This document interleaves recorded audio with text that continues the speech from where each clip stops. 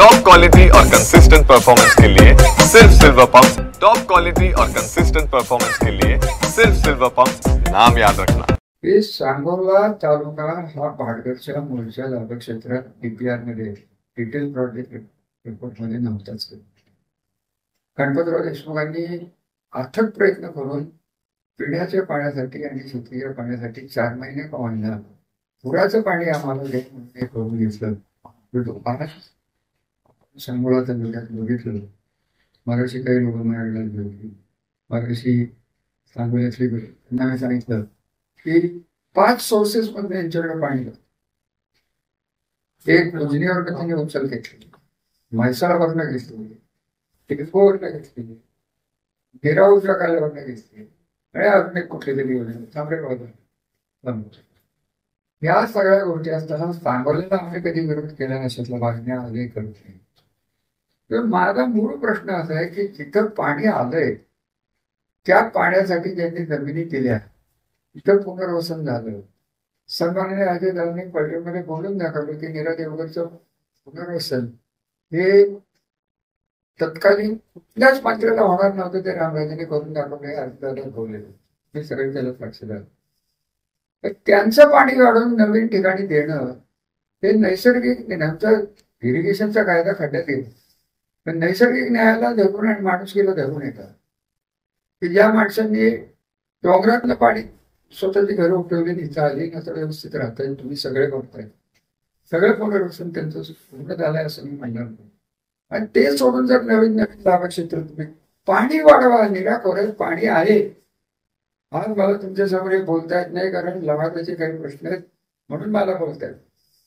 अजितदादांना हा विषय माहिती, नवीन मंत्र्यांना माहिती आहे की नाही मला माहिती नाही. पाणी आणा आणि बाकीच्यांना वाटून टाका, आमचं काही म्हणणं नाही.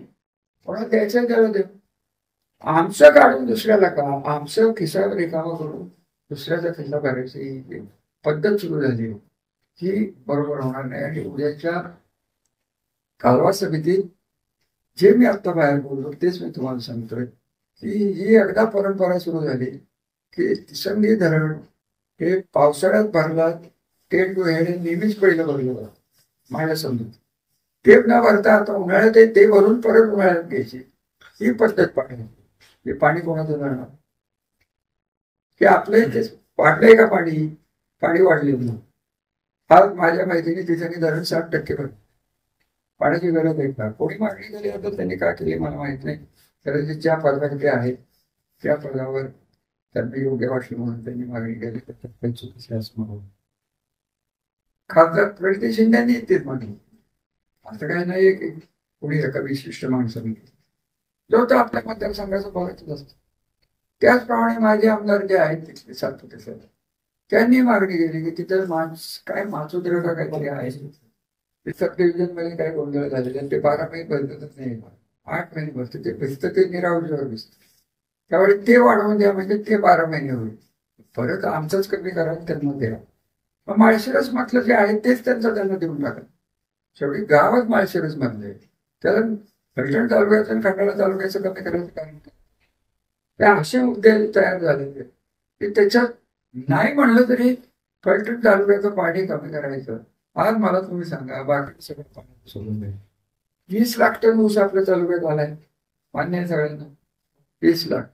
तर हे पाणी कमी होत गेलं तर ह्या 4 कारखान्यापैकी ऊस कुठनं आणायचा. आज खंडाळा तालुक्याची परिस्थिती होती तीच आपल्या तालुक्यात ज्यांनी पाण्यासाठी आपल्या तालुक्याने कष्ट केले मी सार्वजनिक ठिकाणी मांडायचा आमचा प्रयत्न राहणार. जे काही होईल ते होईल. मी हा प्रश्न देवेंद्र साहेबांनाही सांगितला होता की पाणी वाटपाची उच्चस्तरीय बैठक घ्या, ती घेतली गेली नाही. त्यामुळे आम्हाला आता पाणी कळवा समितीचंच मांडायला पाहिजे. आणि राजकीय विषय जर आहेच तर ज्यांनी आरोप केले की बारामती तालुक्यात पाणी चोर नेते आहेत, ही सभा तुम्ही ऐकली सगळ्या महाराष्ट्राने, तर त्यांनी आता त्यांच्याकडचं पाणी थांबवून दाखवावं. आमदार त्यांचं आहे, त्यांनी दाखवावं पाणी थांबवून. कसं सांगते आमचं प्रयत्न तेव्हापासून चाललेले. ते संजय बाबा बोलले तेवढी माझी मांडली. नीरा देवगरचा केलेला त्याग ज्या लोकांचा आहे ते माळशिरस आणि खंडाळ्यात हे नीरा देवगरचं असलेलं पाणी द्यावं, इंडस्ट्रीला पाणी द्यावं, जास्तीचं पाणी मिळते त्याच्यावर बैठक घ्यावी. दिल्लीत त्यांच्या हातात सत्ता आहे. 30 लोक आज भाजपमध्ये इथं राज्यात आहेत. त्यांनी उच्चस्तरीय बैठक लावली. तर लवादाला सोडून जर भारत सरकारने काही निर्णय घेतले तर नीरा खोऱ्यात 3 ते 4 टीमचे पाणी वाढणार आहे हे तुम्हाला मी खात्रीपूर्वक दाखवतो. आणि असा प्रस्ताव महाराष्ट्र शासनाकडे करून देण्यात मला मोठा पुढाकार होता. तो प्रस्ताव आता प्रशासनाकडे पडू नये. जर काहीही निर्णय केला 5 वर्षात 3 वर्षात नाही तेवढा करावा. एवढी शेवटी सत्ता ही सर्वश्रेष्ठ आहे. उद्या जे येणारे ते सत्ताधारी आहेत. मी जरी सत्ताधारी असलो तरी मी सत्ताधारीच आहे. बाकीचं काही मला माहित नाही. मला आज राजकारण या विषयावर बोलायचं नाही. माझ्या तालुक्याच्या माझ्या ऊस बागायतदारीचा 90% 80% मिळणाऱ्या तालुक्याचं पाणी मिळतं. ज्यांना पाणी नाही ते द्यायचं. पण 90चं 100 करा ना. आणि चान्स आहे. दिल्ली दरबाराने जर ठरवलं तर काही होऊ शकते. लवादेवा जातात.